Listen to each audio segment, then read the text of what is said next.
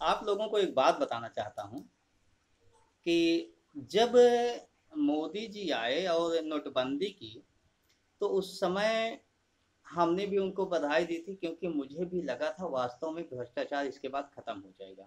लेकिन वो भ्रष्टाचार खत्म नहीं हुआ, वरन वो उनके दोस्तों को, मतलब वो सत्ता पक्ष पर अंकुश नहीं लगा सके। विपक्ष पर तो लगा दिया, लेकिन सत्ता पक्ष पर अंकुश नहीं लगाया।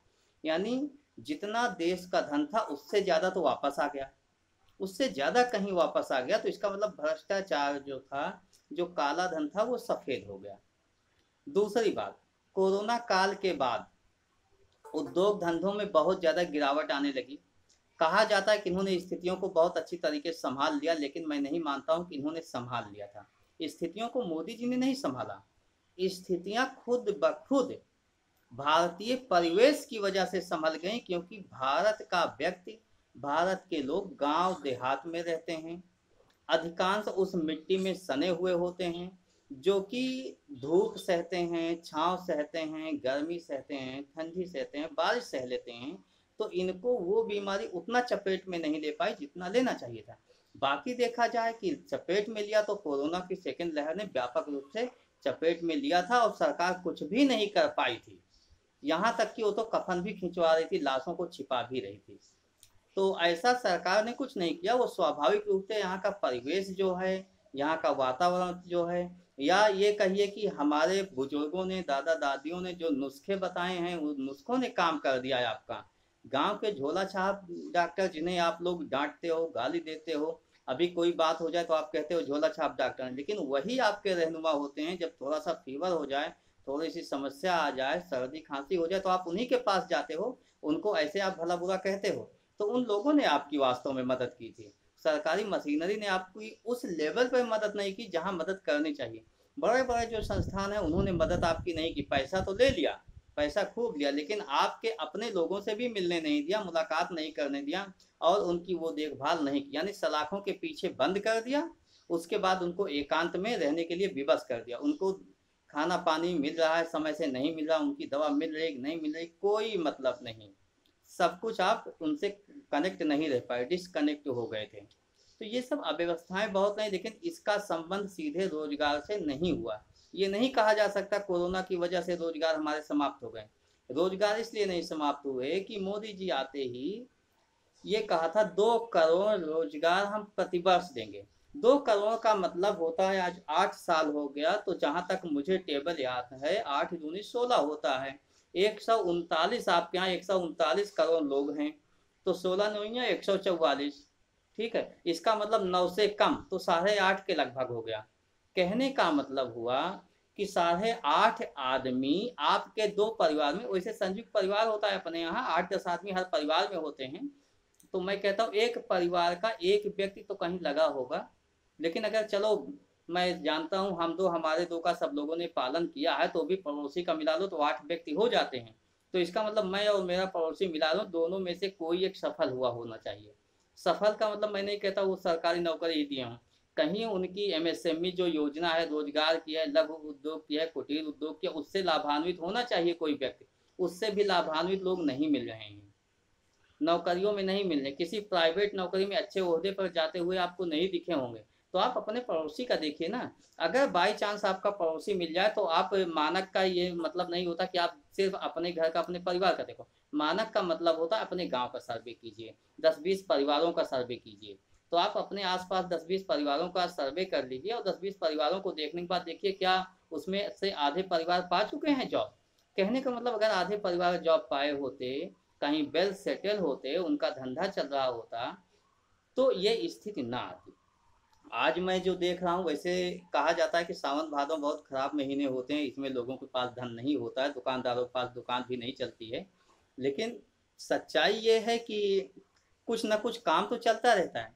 आज जो वास्तविक स्थिति है ये है कि 100 200 500 रुपया भी लोगों की जेब में नहीं होता। स्थितियां बहुत खराब हो चुकी हैं, आर्थिक स्थिति बहुत खराब हो चुकी है। लेकिन जैसे ही आप भारत की आर्थिक स्थिति की बात करोगे, तो लोग आपको, समाचार एजेंसियां कहाँ ले जाती हैं कि पाकिस्तान में कर्ज बढ़ता जा रहा है।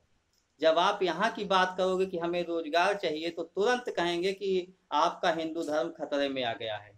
मतलब आपका ध्यान भटकाया जा रहा है, मुख्य मुद्दे से ही आपका ध्यान भटकाया जा रहा है। आपको राष्ट्रवादिता बताया गया है, ये बताया गया 15 अगस्त के दिन कि 75 साल पूरे हो गए, हर घर तिरंगा होना चाहिए।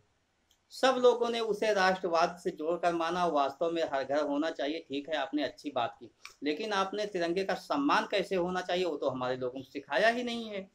आज नहीं, आप 2 4 6 महीने बाद आप देखिएगा, तिरंगे को जिस तरीके से लपेट कर रखना चाहिए वो हमें जहां तक पता है कि 10 से 15% ही लोग जानते होंगे, अदरवाइज तिरंगे को लपेट कर रखना भी लोग नहीं जानते होंगे।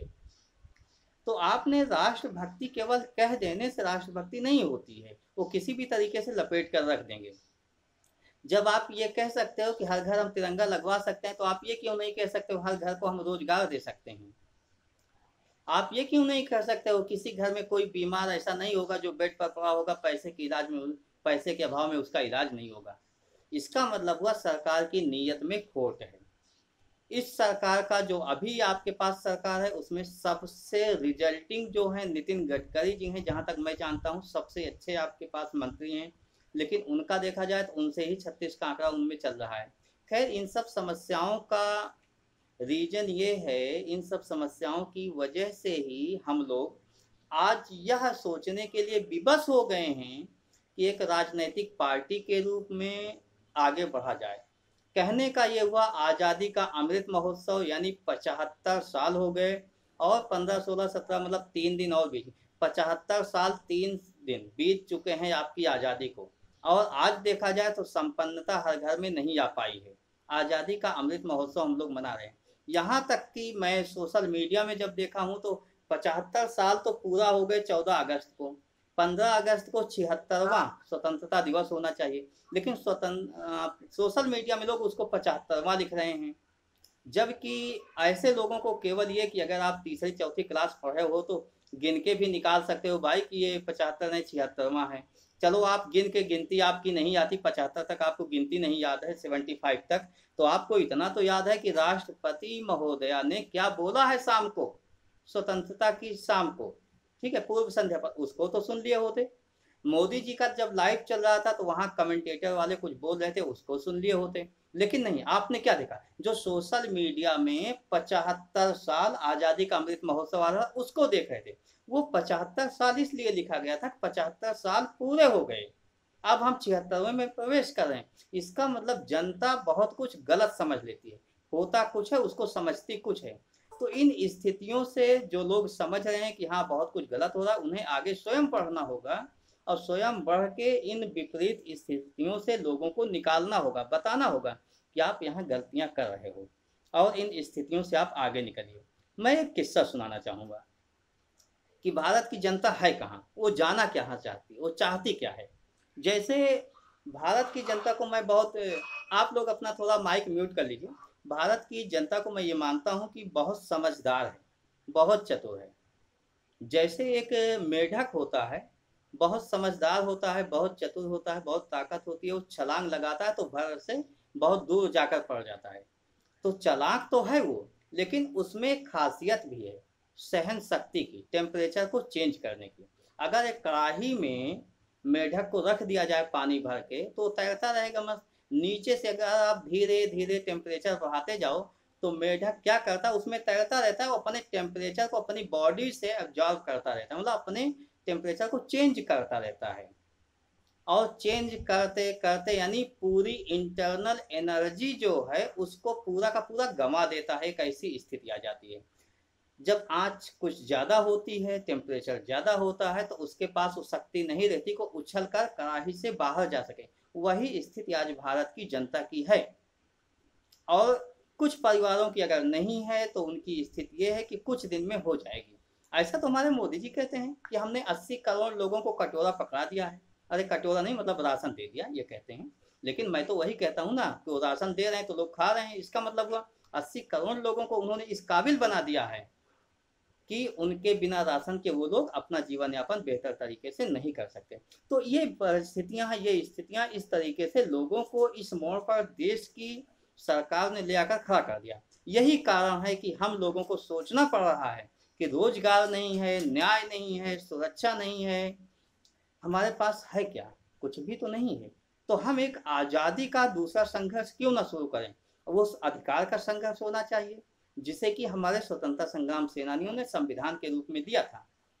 लेकिन जो दिया उसका यहाँ पर ये लोग छीन चुके हैं, उसे अपनी मुट्ठी में कर लिए हैं। एक आम आदमी चुनाव नहीं लड़ सकता, उसके पास उतना पैसा ही नहीं होगा को नामांकन कर दे, उसके पास खर्च का पैसा नहीं होगा को प्रचार प्रसार बेहतर तरीके से कर ले, उसके पास वो दादागिरी वाले गुंडे नहीं होंगे कि वो उनसे निपट कैसे ले। यानी पूरी स्वतंत्रता को कुछ लोगों ने कैप्चर कर लिया है। तो हमें उन परिस्थितियों से भी निकलना होगा और उन परिस्थितियों से निकलकर एक नया कारवां बनाना होगा और उन लोगों को इस मुहिम से, इस मुकाम से हटाना होगा जो भ्रष्टाचार की मुहिम वो लोग चला रहे हैं। तो आइए हम लोग मिलकर एक नई मुहिम चलाते हैं, वो नेशनल लीड पार्टी की मुहिम होती है और उस ओर अग्रसर होते हैं।